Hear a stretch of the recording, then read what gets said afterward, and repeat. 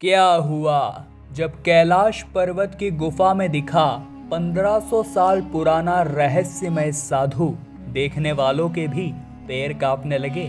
इस घटना का रहस्य आपके भी होश उड़ा देगा, जिसकी शुरुआत करने से पहले सभी लोग श्रद्धा से कमेंट बॉक्स में हर हर महादेव जरूर लिखें। साथ ही हमारे चैनल को सब्सक्राइब करके बेल आइकन को जरूर प्रेस कर ले। दोस्तों, यह सत्य चमत्कारी घटना है सन 1970 की महाराष्ट्र में रहने वाले विनायक देशमुख, जो कि पेशे से एक फौजी थे। उनकी पोस्टिंग जम्मू कश्मीर के लद्दाख में कर दी गई। 29 अगस्त 1970 की रात को भारतीय सेना ने पैंगोंग झील के दक्षिण में करीब 60 किलोमीटर तक का पूरा क्षेत्र अपने अधिकार में कर लिया था। इस क्षेत्र में पड़ने वाली गुरंग हिल, मगर हिल, मुखपरी सभी कैलाश पर्वत श्रृंखला ही हिस्सा है। बता दें कि पैंगोंग झील के दक्षिण से लेकर कैलाश मानसरोवर तक यानी करीब 450 किलोमीटर तक ये कैलाश पर्वत श्रृंखला फैली है। एक बार जब रात्रि के समय विनायक देशमुख अपने कैंप में सो रहे थे, तभी उन्हें आसपास के पहाड़ी इलाकों में से कुछ आवाजें सुनाई दी। उन्हें ऐसा महसूस हो रहा था कि कोई उनका नाम लेकर उन्हें बुला रहा है। वे उस आवाज का पीछा करते करते एक गुफा में पहुंचे। उस गुफा के अंदर से आवाज आ रही थी, विनायक बेटा मेरे पास आओ।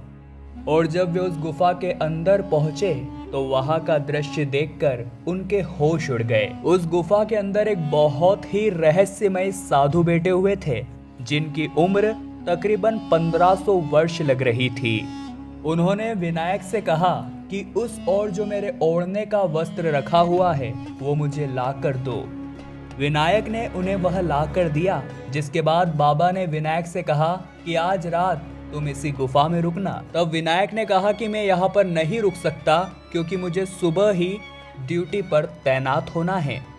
जिसके बाद उन बाबा ने विनायक के सर पर हाथ रखा और विनायक के पुनर्जन्म की सारी यादें ताजा हो गई। उसे समझ आ गया था कि ये साधु महाराज और कोई नहीं, मेरे पूर्व जन्म के गुरु करोली बाबा है और मैं उनका शिष्य हरिदास हूँ। दरअसल पिछले जन्म में हरिदास करोली बाबा का बहुत बड़ा शिष्य हुआ करता था। उसकी इच्छा थी कि उसका एक हीरो से सजा हुआ महल हो, जिसके बाद करोली बाबा ने अपनी आध्यात्मिक शक्तियों के बल पर इसी तरह का एक महल हरिदास को दिया था। परंतु कुछ ही दिनों बाद उसका उन सब चीजों से मोह उठ गया और उसने अपना पूरा जीवन करोली बाबा को ही समर्पित कर दिया था। और जब विनायक को अपना पूर्व जन्म अच्छी तरह से याद आ गया तो उसने बाबा से प्रार्थना करी कि अब मैं अपना आगे का जीवन आपके चरणों में ही बिताना चाहता हूँ। परंतु बाबा ने उससे कहा कि तुम्हारे इस जन्म का उद्देश्य गृहस्थ जीवन में रहकर ही लोगों का भला करना और उन्हें मार्ग दिखाना है। मैं तो बस अपने पुराने शिष्य से एक बार मुलाकात करना चाहता था, इसलिए मैंने तुम्हें यहाँ पर बुलाया है। तुम्हारा लद्दाख में पोस्टिंग होना, कैलाश श्रृंखला पर अधिकार जमाना, ये सब इसी नियति का हिस्सा है। जिसके बाद विनायक ने उन बाबा के चरण स्पर्श किए और दोबारा अपनी ड्यूटी पर तैनात हो गया। दोस्तों, सन 1970 में घटी इस घटना को लेकर आपके क्या विचार है, नीचे कमेंट बॉक्स में हमें जरूर बताइएगा।